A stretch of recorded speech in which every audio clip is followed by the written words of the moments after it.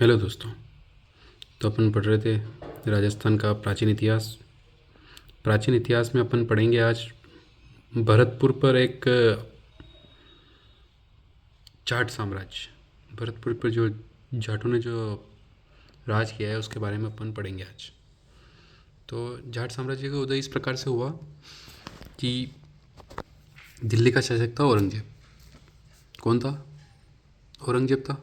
औरंगजेब ने जजिया कर लगाया, हिंदुओं को परेशान करने का काम ही करता था औरंगजेब। तो इसने मंदिर तोड़वाने के आदेश दिए 1669 में। 1669 में इसने औरंगजेब ने मंदिर तोड़वाने के आदेश दिए। तो औरंगजेब की सेना क्या करेगी? मंदिर तोड़ेगी। तो इन मंदिर से रक्षा करनी है। तो रक्षा करने के लिए अपने भरतपुर और यूपी के आसपास के इलाकों में जाट रहते थे। तो उनका एक नेता था गोकुला जाट। उसके नेतृत्व में इन्होंने क्या किया? मंदिर को तोड़वाने से बचाया। तो सबसे पहले गोकुला जाट आता है। गोकुला जाट के बाद आता है राजाराम जाट। और राजाराम जाट ने सिनसिनवार नाम से एक भरतपुर उधर यूपी की तरफ एक जाट राजवंश की स्थापना कर दी। राजाराम जाट वो आदमी था जिसने सिकंदरा आगरा में क्या है? अकबर का मकबरा है। तो अकबर के मकबरे को लूट के ले आया था, उसकी हड्डियाँ निकाल के ले आया था बाहर उस मकबरे से। तो वो था राजाराम जाट। तो जाट विद्रोह तो होता है सबसे पहले भरतपुर में जाट साम्राज्य पढ़ रहे अपन। जाट साम्राज्य की शुरुआत कैसे होती है? औरंगजेब क्या करता है? मंदिर तोड़वाने का आदेश देता है 1669 में। तो उन मंदिरों की रक्षा करने के लिए जाट नेता गोकुला के नेतृत्व में विद्रोह करते हैं, मंदिर को तोड़वाने से बचाते हैं, औरंगजेब की सेना को मारते हैं, छुप छुप के ऐसे काम करते हैं। फिर आता है राजाराम जाट। राजाराम जाट सिनसिनवार नाम से एक यूपी की तरफ अपने जाट राजवंश की स्थापना करता है। और सिकंदरा में क्या है? आगरा में स्थित है। यहाँ अकबर का मकबरा है, इसको लूट के लिया था, उसकी हड्डियाँ बाहर ले आता है और हिंदू विधि विधान से उसका अंतिम संस्कार करता है कि भाई ये तो हिंदू था, इस प्रकार से। तो राजाराम जाट बहुत पावरफुल आदमी था। राजाराम जाट के बाद आता है फिर चूड़ामन जाट। चूड़ामन जाट आ जाता है भरतपुर की तरफ। तो भरतपुर में एक अपने स्वतंत्र जाट साम्राज्य की स्थापना करता है चूड़ामन। तो भरतपुर के जाट साम्राज्य का संस्थापक कौन हो गया? आपने चूड़ामन। इन्होंने तो विद्रोह किया था लेकिन कोई राजधानी नहीं बनाया। तो इसने क्या किया? भरतपुर में जाट राजवंश की स्थापना की और थूण में एक किला बनाया और उसको राजधानी बनाई। थूण भरतपुर में ही है। तो थूण में एक दुर्ग बनाया और उसको राजधानी बनाया। तो भरतपुर के जाट साम्राज्य का संस्थापक कौन हो गया? चूड़ामन जाट। कहाँ दुर्ग बनाया? थूण में। और इसको क्या बनाया? राजधानी। अब चूड़ामन के थे दो पुत्र। कितने थे? दो पुत्र, मोहकम सिंह और ठाकुर बदन सिंह। इस चूड़ामन और मोहकम सिंह और बदन सिंह तीनों के बारे में अपनों ने पहले पढ़ लिया है। कब पढ़ा है? जब अपन पढ़ रहे थे जयपुर का कछवा वंश। कछवा वंश में सवाई जयसिंह के बीच हस्तक्षेप करता है भरतपुर रियासत में। और सवाई जयसिंह क्या करता है? मोहकम चूड़ामन का बड़ा पुत्र मोहकम मोहकम बनना चाहिए, लेकिन ये क्या करता है? बदन सिंह का साथ दे देता है सवाई जयसिंह और इसको ब्रज राजा की उपाधि देता है।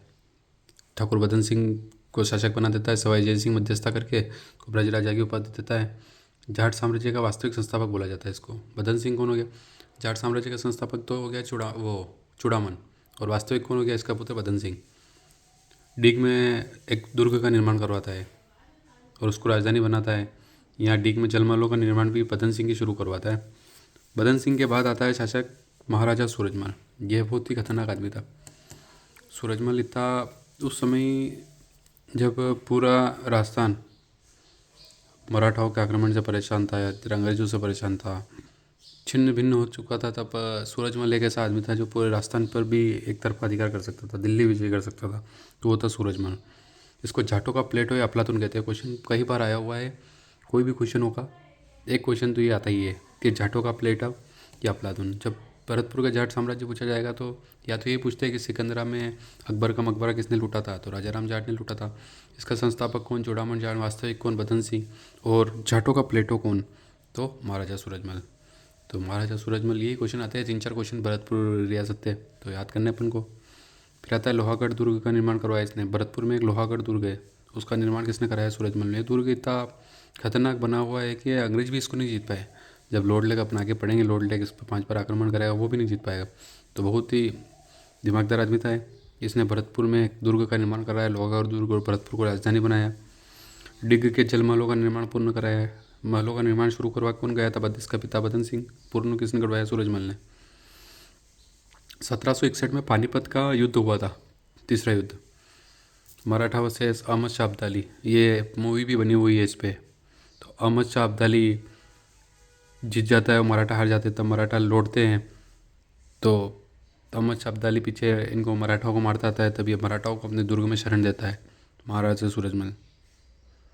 1754 में दिल्ली विजय करता है और वहाँ से नूरजहाँ का झूला लेके आ जाता है और डीग के जलमलों में लगवाता है। तो नूरजहाँ का झूला दिल्ली से लाने वाला आदमी कौन? सूरजमल। पानीपत के तीसरे युद्ध में मराठाओं का साथ देने वाला कौन? महाराजा सूरजमल। डीग के जलमलों का निर्माण करवाने वाला कौन? महाराजा सूरजमल। भरतपुर को राजधानी बनाने वाला कौन? महाराजा सूरजमल। लोहागढ़ दुर्ग का निर्माण कराने वाला कौन? महाराजा सूरजमल। और महाराजा सूरजमल को क्या कहते हैं? जाटों का प्लेटो या जाटों का अफलातून। फिर आते हैं महाराजा जवाहर सिंह।